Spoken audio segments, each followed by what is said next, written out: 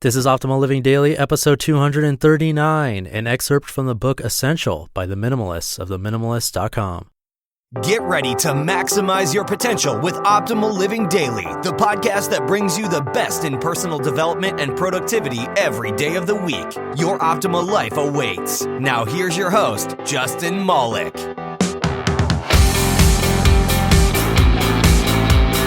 Hello, happy Saturday, and welcome to Optimal Living Daily.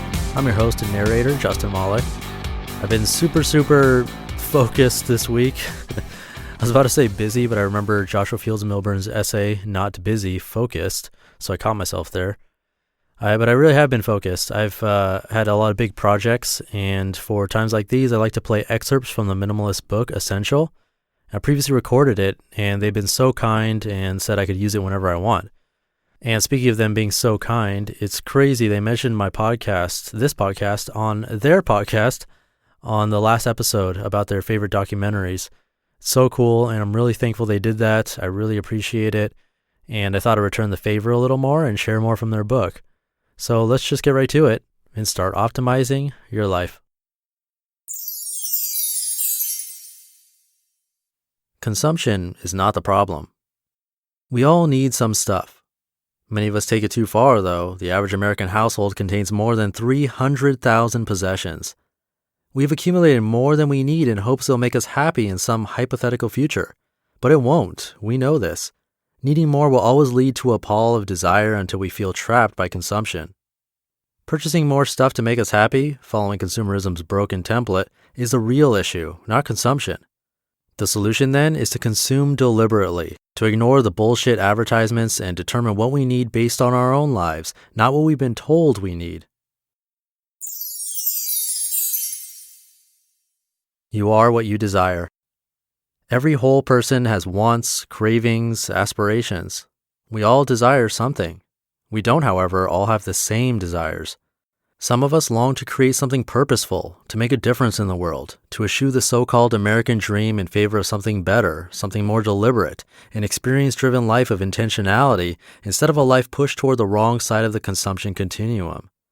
On the other hand, some of us watch the luminous box flickering in our living rooms and yearn for the material things in its advertisements, the things that bring us stress, discontent, and often keep us tied to a particular income, which keeps us tied to jobs we don't love, or worse, jobs we hate, all so we can obtain the shiny objects projected on the glowing rectangle. In truth, most of us desire both. We desire the experiences and the stuff. Usually the latter gets in the way of the former. Too often our material desires get in the way of a more meaningful life.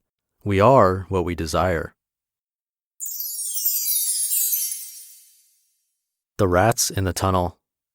There's a light at the end of the tunnel. We all know this. Even when it's hard to find, we know it's there just beyond the bend. Finding the light isn't the hardest part of life's journey. It's dealing with what's hiding in the tunnel. What lurks in the darkness keeps us from focusing on the light. Anytime we visit New York City, we might see oversized rats scurrying down the blackened train tracks below the subway platform. If we jump down and walk those tracks, we will find the light at the end of the subway tunnel, eventually. Finding the light isn't what worries us. What worries us are the rats in the tunnel. We must contend with whatever stalks the darkness, what waits to trip us up and keep us from the light. The rats are no different from the plethora of obstacles getting in our way every day. The mundane tasks, the banal distractions, the vapid, harmful ways we pacify ourselves. Minimalism allows us to remove those obstacles and focus on the light. It allows us to shoo the rats from the tunnel and find the light more quickly. Minimalism allows us to swiftly exit the tunnel and avoid the malevolent, filthy creatures lurking in the darkness. And the light is so much brighter when you get out of the tunnel. What are your rats? What keeps you in the tunnel hidden from the light?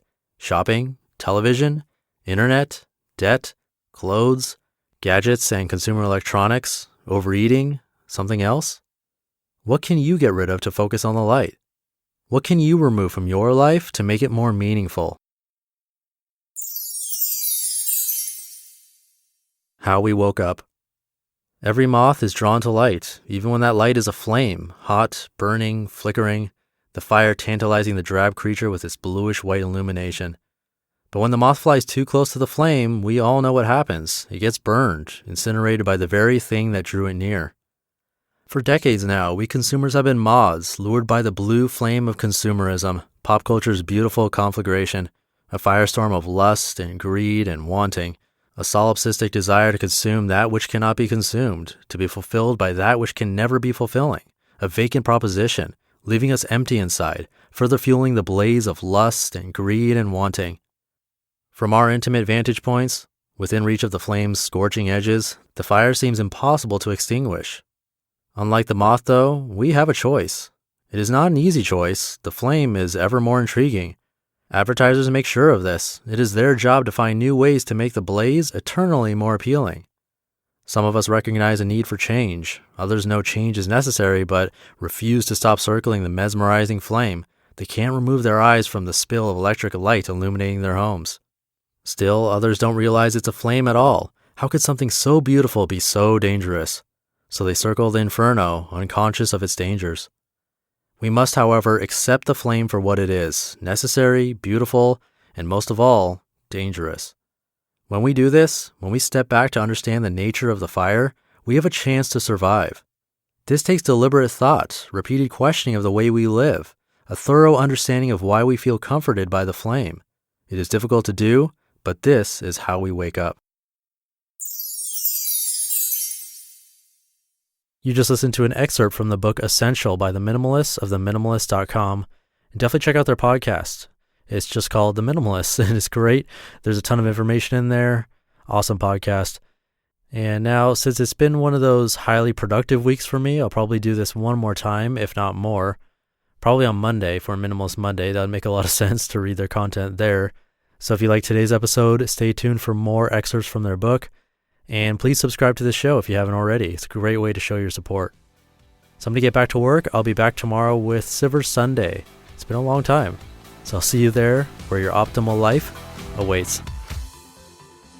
Hey, this is Dan from the Optimal Finance Daily podcast, which is a lot like this show, except more focused on personal finance. Justin handpicks the best posts he can find from blogs and authors like Ramit Sethi, Mr. Money Mustache, and more, and I read them to you 5 days a week. So if you enjoy this podcast, come on over and subscribe to Optimal Finance Daily too. And together, we'll optimize your financial life. You've been listening to Optimal Living Daily. Be sure to hit the subscribe button to stay up to date on each new episode and head to oldpodcast.com. That's OLDpodcast.com for a free gift as well as more actionable tips and resources to help you maximize your potential. Thanks for joining us, and remember, your optimal life awaits.